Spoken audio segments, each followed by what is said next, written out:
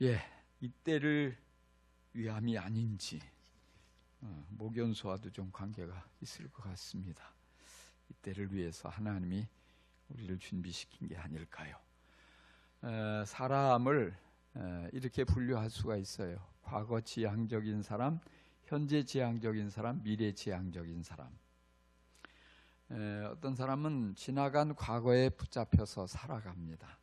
그래서 과거를 자랑하는 일에 열을 올리거나 또는 과거의 고통, 슬픔, 상처 여기에서 벗어나지 못하고 그렇게 살아가는 분들을 일컫는 말이에요. 현재 지향적인 사람은요, 과거도 또 미래도 중요하지 않고 오직 현재에 충실합니다. 그래서 현재의 만족, 또 지금 눈에 보이는 것이 중요하게 여기고 지금 당장 만족할 수 있다면 뭐 내일 어떻게 돼도 상관없어요. 뭐 저축 이런 것도 별로 관심 없고 지금 내가 원한다면 마음껏 다 써버리는 이런 유의 사람을 말할 수 있습니다. 가르칠 수 있어요. 미래지향적인 사람은 현실 너머의 미래를 중요하게 여기죠. 그래서 미래를 상세히 그리고 살아가고 주변 사람들에게도 미래에 있게 될, 또 이루어지게 될 자신의 그 꿈을 막 자랑합니다. 그리고 그런 것을 확산시키는 그런 사람이라고 할 수 있어요. 여러분은 어떤 사람입니까? 과거 지향적입니까? 현재 지향적입니까? 미래 지향적입니까? 어떤 사람이 되어야 할까요? 사실은 사람은 과거도 존재하고 현재도 존재하고 미래도 중요합니다. 그러니까 이 모든 각 사람이 다 장단점이 다 있어요. 그래서 우리가 현재도 또 미래도 과거도 전체적으로 바라보면서 우리가 균형 잡힌 그런 사람이 되는 것이 사실은 필요해요. 그래서 우리는 과거 지향적이거나 현재 지향적이거나 미래 지향적인 사람도 아닌 사명 지향적인 사람이 되어야 합니다. 여러분, 사명 지향적인 사람이 꼭 되시기 바랍니다. 이게 무슨 뜻이냐면 우리 인생은 사명적 존재입니다. 사명이 없이 사는 사람은요, 인생을 가치 있게 살아갈 수가 없어요. 사명을 깨닫고 사명을 위해서 사는 사람은 아름답게 살아갑니다. 그리고 좋은 열매를 많이 맺습니다. 사명을 위해서 자신의 모든 것을 쏟아 부을 수 있기 때문에 기적을 경험하며 살아갑니다. 정말 가치 있게 복되게 살아가는 사람, 사명지향적인 사람입니다. 에스더기는 유대 나라가 멸망당하고 수많은 젊은이들이 바벨론의 포로로 끌려갔을 때의 일입니다. 그때의 일을 기록했어요. 나라는 바벨론이 통치하다가 또 다시 바벨론도 망하고 페르시아, 메대 통치하는 그런 시대가 되었어요. 특별히 이 큰 제국을 아수에로라는 왕이 통치하는 그때의 이야기입니다. 그런데 이 와스티라는 왕비가 폐위되고 에스더가 왕비로 간택이 돼서 왕궁으로 들어갑니다. 그 무렵에 왕의 신임을 얻은 하만이라는 신하가 아주 높은 자리에 앉아서 권력을 마구 휘두르고 있었습니다. 근데 이 하만은 모르드게를 아주 몹시 미워하며 이 모르드게를 없애버리려고, 그리고 모르드게 한 사람만 죽이는 것으로 성이 차지 않는다고 그의 민족을 완전히 이 페르시아에서 몰살시키려고 계획을 세우고 추진하였습니다. 나라 안에 살고 있는 모든 유대인들이 학살될 아주 절체절명의 위기가 찾아온 것이에요.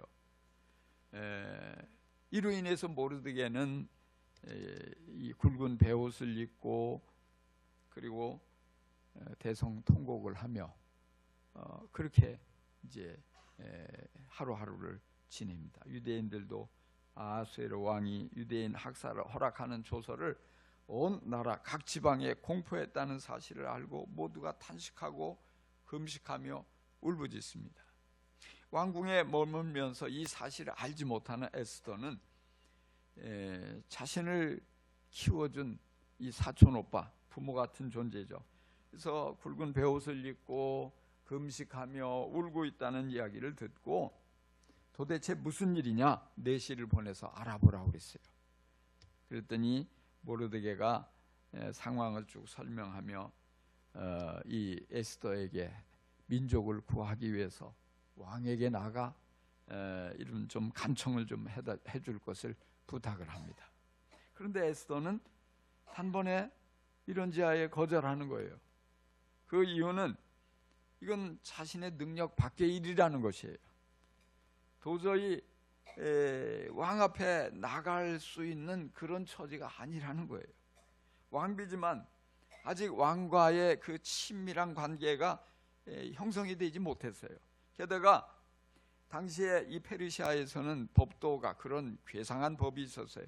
그 법이 뭐냐면 왕이 오라고 부르지 않는데 함부로 왕 앞에 나오는 사람이 있다면 남자든지 여자든지 가리지 않고 심지어는 왕비라 할지라도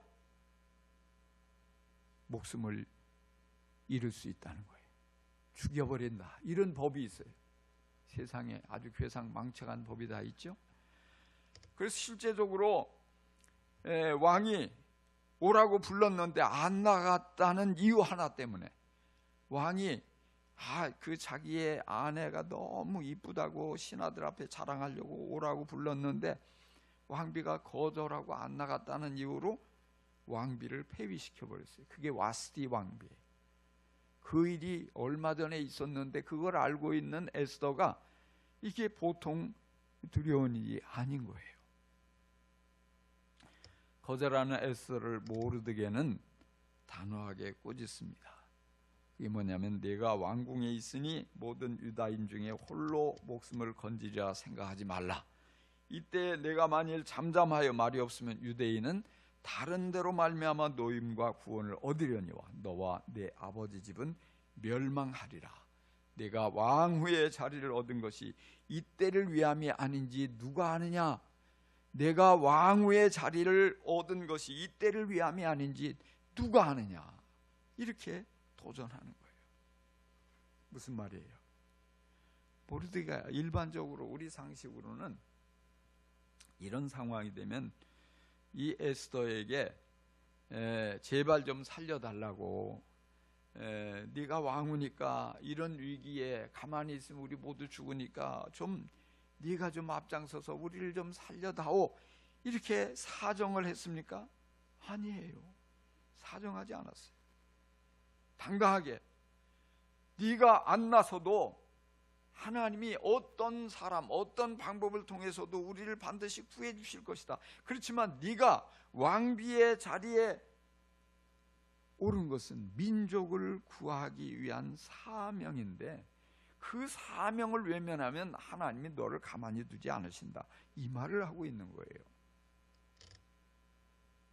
하나님의 백성은 절대 망하지 않습니다. 하나님이 책임져 주십니다. 하나님이 누군가를, 어떤 사람을 통해서 하시려고 하는데 그가 순종하지 않으면 다른 사람을 사용하셔서 구해 주셔요.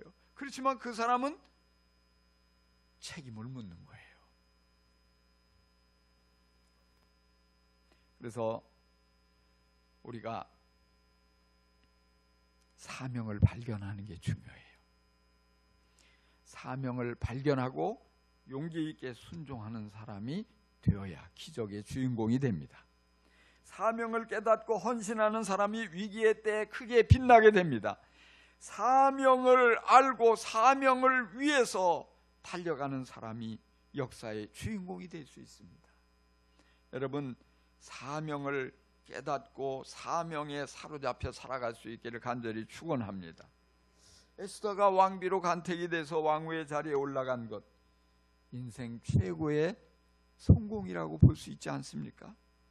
그런데 에스더가 왕후의 자리에 올라가는 것이 그녀의 인생의 목표가 되어서는 안 됩니다. 에스더가 왕후의 자리에 앉게 된 것, 인생 성공이 아니고 사실은 이때를 위한 것, 다시 말해서 사명을 위한 것이라 이 말이에요. 왕위의 자리에 앉아서 호의호식하고 편안하게 사는 것에 안주하면은 그것은 그때부터 불행해지는 거예요. 그렇게 할 게 아니고 하나님이 왜 나를 왕위의 자리에 앉게 하셨을까? 나를 통해서 무엇을 하시고자 하시나? 이걸 깨닫고, 이게 사명이거든요. 그리고 그 사명을 깨닫고 용기 있게 그 자리에서 일어나는 게 중요해요. 어렵다고, 위험하다고, 불리하다고 숨는 게 아니라 일어나서 사명을 위해서 움직여야 하는 것입니다. 세상 사람들은 인생의 목표를 출세해야 됩니다. 세상 사람들은 인생의 목표를 부자가 되는 것에 두고 있습니다. 세상 사람들은 높은 자리에 앉아서 권력을 잡는 것에 인생의 목표를 둬요. 유명해지고 인기를 얻는 것에 인생의 목표를 두고 살아갑니다. 근데 하나님의 백성은 달라요. 하나님의 백성은 인생의 목표를 사명에 두어야 합니다. 내가 얼마나 사명을 잘 감당하고 살다가 주님 앞에 설 것인가, 여기에 관심을 가져야 돼요. 그래서 살아가면서 하나님이 복을 주셔서 내가 부자가 됐다고 생각을 해봅시다. 왜 내가 부자가 되었을까? 하나님이 나에게 재물을 많이 맡겨주신 것은 어떤 사명을 감당하라고 하신 것일까? 여기에 초점을 맞춰야 되는 거예요. 우리가 살아가면서 높은 자리를 얻게 될 수도 있어요. 승진의 승진을 거듭하고 또는 어떤 관직에 오르기도 하고 어떤 출세를 하기도 하고, 근데 그것도 하나님이 나를 통해서 무슨 일을 시키려고 하시나 보다, 여기에 초점을 맞춰야 돼요. 내가 잘나서, 내가 머리가 좋아서, 내가 똑똑해서 이렇게 좋은 자리에 앉았다 이렇게 생각하면은 그때부터 망하기 시작하는 거예요. 위험해지는 거예요. 나는 부족하지만, 나는 연약하지만, 나는 자격이 미달이지만 그럼에도 불구하고 하나님이 나를 높여주신 것은 나를 통해서 특별히 하시려고 하는 일이 있는데 그게 무엇일까? 여기에 관심을 가지고 그것을 위해서 자신의 모든 것을 활용하면 절대 망하지 않아요. 더 존귀해지고 더 잘 되는 줄 믿습니다. 우리가 유명해지는 것, 인기를 얻게 되는 것, 인물이 잘나는 것, 힘이 센 것 다 마찬가지예요. 그런 상황에서 사명이 무엇이냐? 하나님이 내게 반드시 어떤 사명을 주시려고 이런 좋은 것을 맡겨주셨구나. 이걸 깨닫고 이거를 사명에 따라 활용해야 되는 것이에요. 에스더는 모르드게의 이 사명을 일깨워주는 이 도전의 말에 굳게 결심을 하고 결단을 합니다. 그래서 여기 어서 수산에 있는 유다 사람들을 한 곳에 모으시고 나를 위하여 금식하게 하십시오. 사흘 동안은 밤낮 먹지도 마시지도 말게 하십시오. 나와 내 시녀들도 그렇게 금식하겠습니다. 그렇게 하고 난 다음에는 법을 어기고서라도 내가 임금님께 나아가겠습니다. 그러다가 죽으면 죽으렵니다.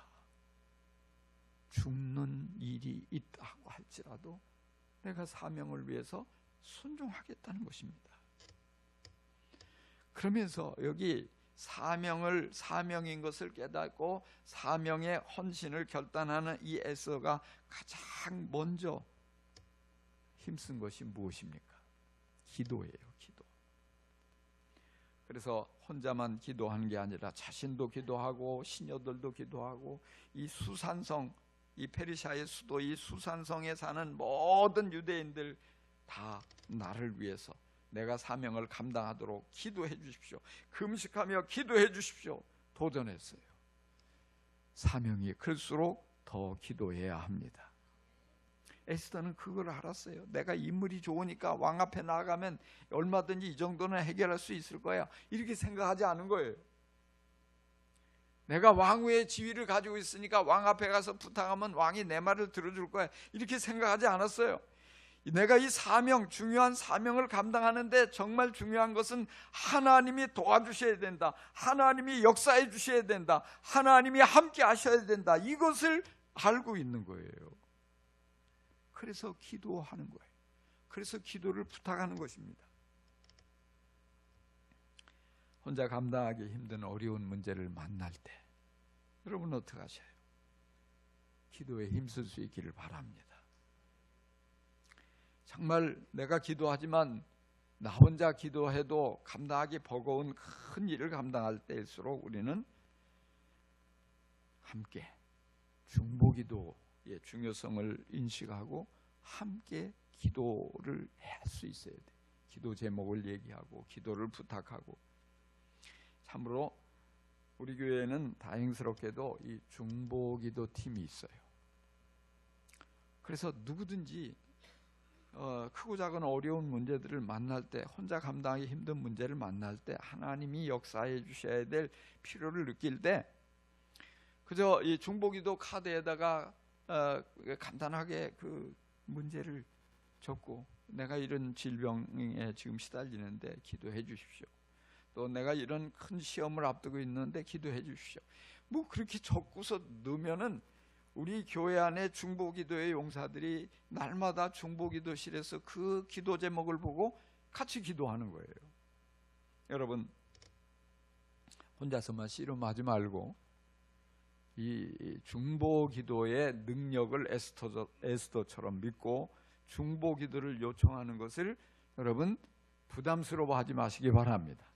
수시로 중보기도의 이 카드를 사용해서 기도를 올림으로써 우리 교회 중보기도 팀의 중보기도 능력을 경험할 수 있기를 간절히 축원합니다.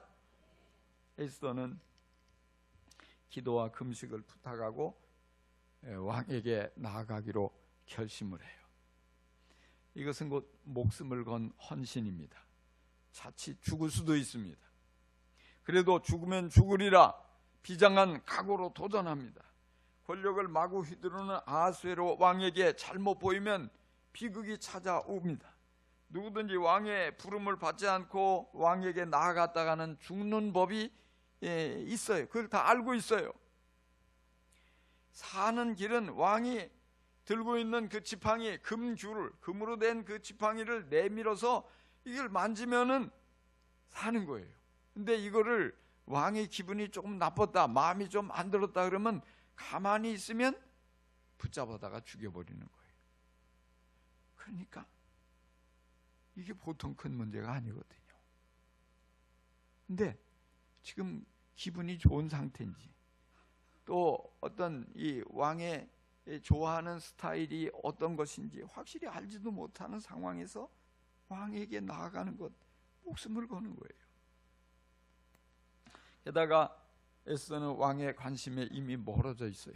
30일 동안이나 한 번도 왕이 찾아오지도 않았고 부르지도 않았어요. 아마도 다른 여자한테 마음을 빼앗기고 있는 것 같아. 그러나 어떻게 해요? 이것저것 따질 때가 아니라고요. 눈치 볼 때가 아니에요. 계산할 때가 아니에요. 왜? 동족이 모두 죽어갈 상황에서 이것은 너의 사명이다 도전하고 있는 거예요. 그러니까 죽으면 죽고 나는 사명을 감당하기 위해서 순종하겠다. 모든 것을 걸은 것입니다. 그러면서 에스더는 자신도 금식하겠다고 말해요. 사흘 동안 시녀들과 함께 금식하며 기도하겠다. 근데 사실은 이건 이치에 맞지 않는 얘기예요. 사흘 후에 왕에게 나아가야 되는데, 그러려면 사흘 동안 뭘 해야 돼요? 여러분 같으면 사흘 동안 뭐 하시겠어요? 예쁘게 화장을 하고 이렇게 그려봤다 저렇게 그려봤다, 머리도 예쁘게 올리고 올려봤다 내려봤다 옆으로 넘겼다가 옷도 이건 입어보고 저건 입어보고 좀 어떻게든지 좀 더 예쁘게 보이려고 말이죠. 그렇게 해야 되는데 사흘 동안 금식하고 기도만 하고 나타나면 어떤 남자가 매력이 있다고 하겠어요? 그렇지 않겠어요? 화장도 안 받을 텐데, 물도 안 마시고 먹지도 않고 얼굴이 헬쓰게 가지고 핏기도 하나도 없는데 무슨 매력이 있어요? 그렇지 않아요. 그런데 에스더가 왜 그런 결정을 할까요?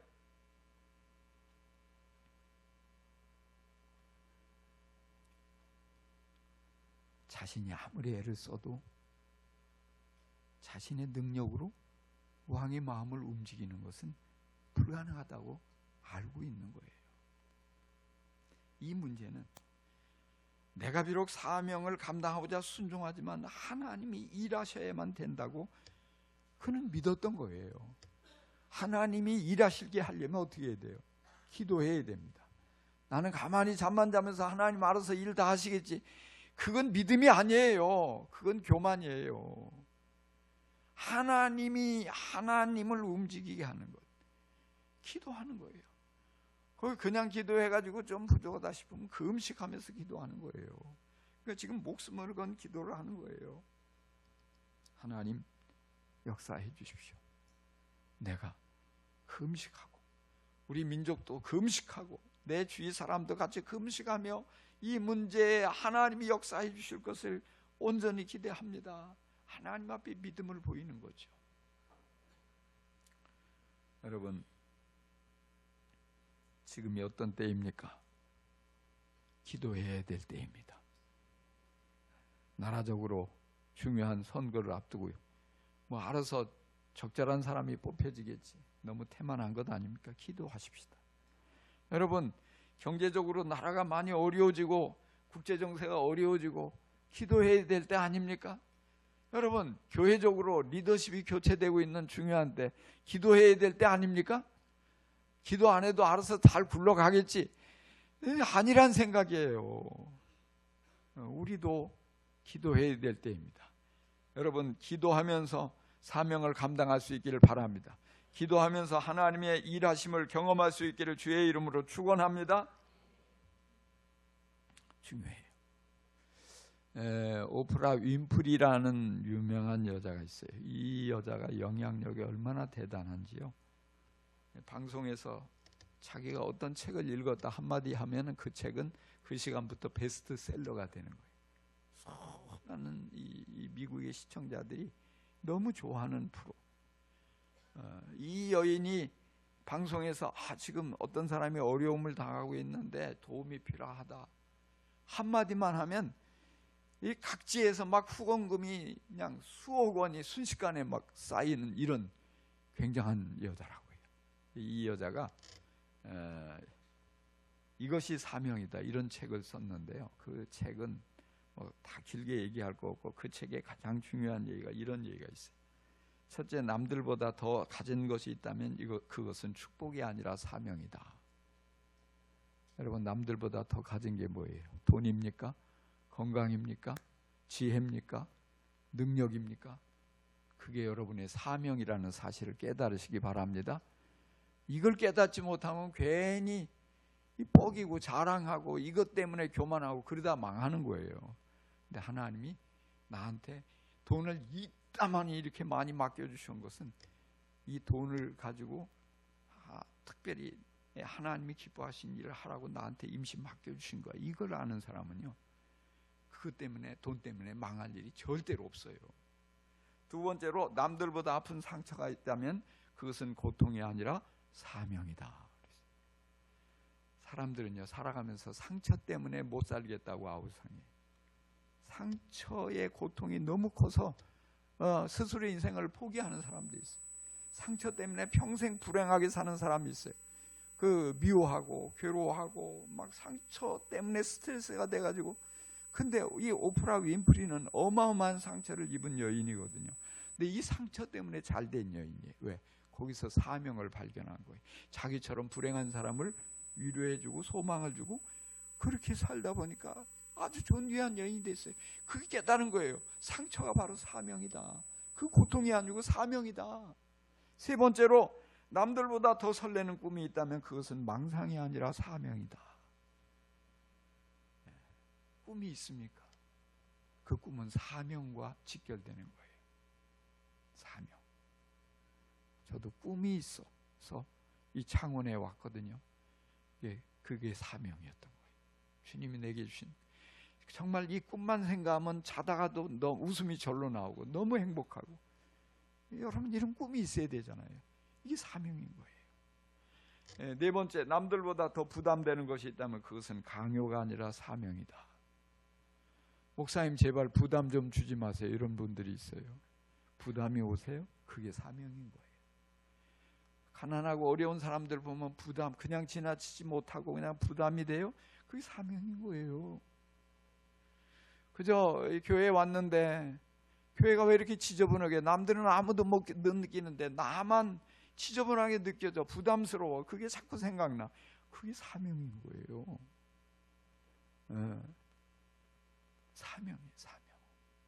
이 사명이, 그러니까 이 말은 뭐예요? 우리 주변에 사명이 많아요. 널려 있어요. 이게 전부가 다 사명이에요. 내가 조금만 눈을 크게 뜨고 보면 사명이 보이는 거예요. 근데 우리는 내 사명이 뭔지 모르겠다 그러잖아요. 그죠? 난 사명이 없이 산다. 아니에요. 사명을 외면하고 있는 거지. 주님이 다양한 방법으로 사명을 이미 주셨어요. 그 우리가 사명을 깨닫고 사명을 붙잡고 살아가는 게 중요해요. 저는 복음을 듣고 예수님을 믿어서 구원을 받았습니다. 그리고 나서 주님이 사명을 주시더라고요. 제일 처음에 주신 사명이 뭐냐면 영혼 구원하라고, 전도해서 영혼 구원하라고 전도의 사명을 주셨어요. 내가 제일 힘들고 어려운 게 뭐냐면 사람 앞에 서는 거예요. 모르는 사람과 이야기하는 거예요. 낯선 사람에게 다가가는 거예요. 근데 전도의 사명을 주시니까 너무 이게 갈등이 되는 거야. 갈까 말까, 할까 말까. 근데 이 사명을 깨닫고 사람들에게 과감하게 나아가서 막 복음을 전하는 거예요. 낯선 집 문도 두드려가지고 복음도 전하고, 가게집 들어가가지고서 그 만난 사람에게 복음을 전하고, 버스 타고 가다, 기차 타고 가다 옆에 누가 앉으면 그 사람 붙잡고 전도하고. 너무 어려웠는데 하다 보니까 쉬워지는 거예요. 하다 보니까 재미있는 거예요. 열매가 맺혀지는 거예요. 그렇게 하다 보니까 또 주님이 또 사명을 주셨는데, 목사하라고 목회의 사명을 주셨어요. 주님, 사람 잘못 보셨습니다. 저는 목사감이 아니에요. 말 주변이 없어서 말을 못하는데 내가 어떻게 설교를 하겠어요. 내가요, 사람들 앞에 이끌어가 리더십, 나는 정말 없는 사람이거든요. 남이 하는데 따라가는 건 내가 할 수 있지만, 근데 주님이 계속 사명을 일깨워 주시. 그러다 보니까 이제 신학교도 가서 목사가 되고요. 또 공부하고 졸업하니까 개척의 사명을 주시는 거예요. 개척의 사명. 해보지도 않았는데. 왜 많은 어떤 큰 교회에서 오라는 제안도 다 거절하고 말이죠. 유학 가라는 제안도 거절하고 이 창원에 온 거 아니겠어요? 사명을 감당하기 위해서. 그렇게 사명을 위해서 교회를 개척하다 보니까 이 주님께서 또 일하셔서 교회가 건강하게 성장해 가고, 또 그러다 보니까 이제 제자 삼으라는 사명, 또 선교하라는 사명, 그 사명에 붙잡혀서 이끌려 오늘 여기까지 온 거예요. 이제 이 모든 사명을 다 감당하고 이제는 다음 달 사역을 내려놓을 시점에 또 이제는 순회 선교사의 사명을 주셨잖아요. 사명 따라 살다 보니까 인생이 쉽게 잘 가는 것 같아요. 그러다 보니까 주님께서 풍성한 열매로 갚아주셨습니다. 할렐루야. 사명을 감당하며 살다 보니까 내게 없는 많은 능력도 주셨고 좋은 은사도 선물로 막 주셨어요. 이게 본래 내가 그런 사람이 아닌데 말주변이 없어가지고 사람 앞에 서는 거 쭈뼛거리고 도망가고 그랬던 사람인데, 저의 설교를 듣고 여러분이 은혜를 받고 있잖아요. 제 설교를 듣고자 귀를 기울이는 사람들이 많이 있잖아요. 이게 뭡니까? 주님이 은사를 주신 거예요. 사명 감당하려고 몸부림치니까, 너무 불쌍하니까 이대로 가만히 내버려두면 안 되겠으니까 주님이 일하시는 거예요. 여러분, 이제 얼마 안 있으면 또 이제 천국에 갈 텐데, 천국에 이보다 훨씬 더 좋은 상이 나를 기다리고 있는 줄 믿습니다. 왜요? 사명에 올인하며 살았으니까. 오늘 목자주일이에요. 여러분, 목자, 목녀, 목부님들 사명에 붙잡혀 살아갈 수 있기를 간절히 축원합니다. 사명, 다른 거 생각하지 마세요. 이게 제가 목회를 하면서요, 정말 때로는 다 내려놓고 도망가고 싶은 그런 순간이 없었겠습니까? 힘들 때도 있고 괴로울 때도 있고 상처받아서 정말 너무 속상할 때도 있고, 근데 그 모든 걸 버틸 수 있었던 것은 사명 때문이었어요. 주님이 맡겨주신 사명이 여기에 있는데 내가 어디를 가냐? 조금만 더 참자. 힘들어도 참자. 요때만 좀 견뎌보자. 유혹이 있어도, 포기하고 싶은 유혹도 뿌리칠 수 있었던 것이 사명 때문이에요. 사명 때문에.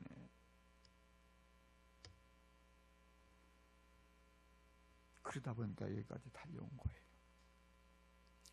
목자, 목녀, 목부님들 사역하다 보면 왜 뭐 좋은 일만 있겠습니까? 오늘 우리 기도한 우리 가정사역 팀장입니다. 그 얘기를 했는데, 목사님이 원망스러워가지고, 왜 목사님을 원망을 해? 주님이 맡겨주신 거지 내가 맡겨줬습니까? 도망가고 싶은 순간들, 포기하고 싶은 순간들, 내 상처받아서 내가 왜 꼭 이렇게 이런 짓을 해야 돼? 이거 하나고도 나 잘 살 수 있는데, 그런 게 있잖아요. 근데 사명에 집중하지 않는 사람은요, 그때 포기하는 거예요. 나 더 이상 못해. 근데 엄청난 상처를 받았어도, 너무 힘들고 어려워도 사명에 사로잡혀 살아가는 사람은요, 견뎌내는 거예요. 조금만 더 참자. 그러다 보면 열매가 맺혀지고, 그러다 보면 좋은 일도 있고요. 그러다 보면 어제도 그러더라고요. 목사님, 우리 목원들이요, 목자 주일이라고 저녁 대접해 준대요. 막 자랑하는 거예요. 날 보고. 목사님 같이 부르고 싶은데 미안해요, 목사님 안 부르고 우리끼리 먹을 거예요. 그런 날도 오는 거예요. 그게 다가 아니라 주님께 상을 받는 거예요. 잘했다, 착하고 충성된 종아. 응? 할렐루야. 이 악하고 게으른 종아, 이 소리 안 듣는 것만 해도 어디예요? 근데 그게 아니라 잘하였도다, 착하고 충성된 종아. 누구를 향해서? 나를 향해서. 여러분, 목자는요 정말 귀한 직분이에요. 내가 자격이 있어서가 아니에요. 나를 사랑하셔서 주님이 맡겨주신 이 귀한 직분을 여러분 사랑할 수 있기를 바랍니다. 사명을 위해서.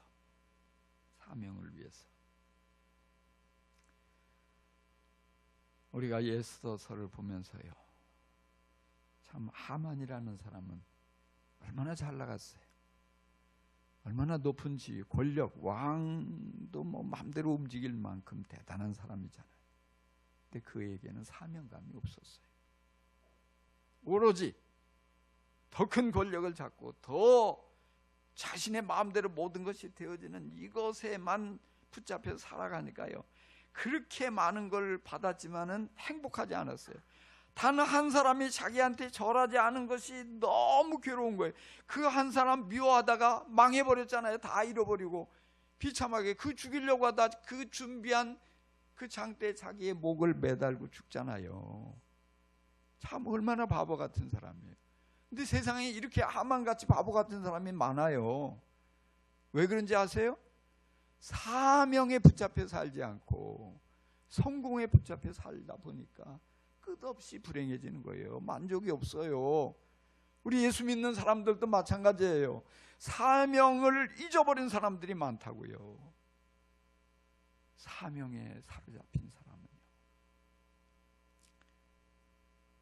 어떤 어려움을 만나도 쉽게 이겨낼 수 있어요.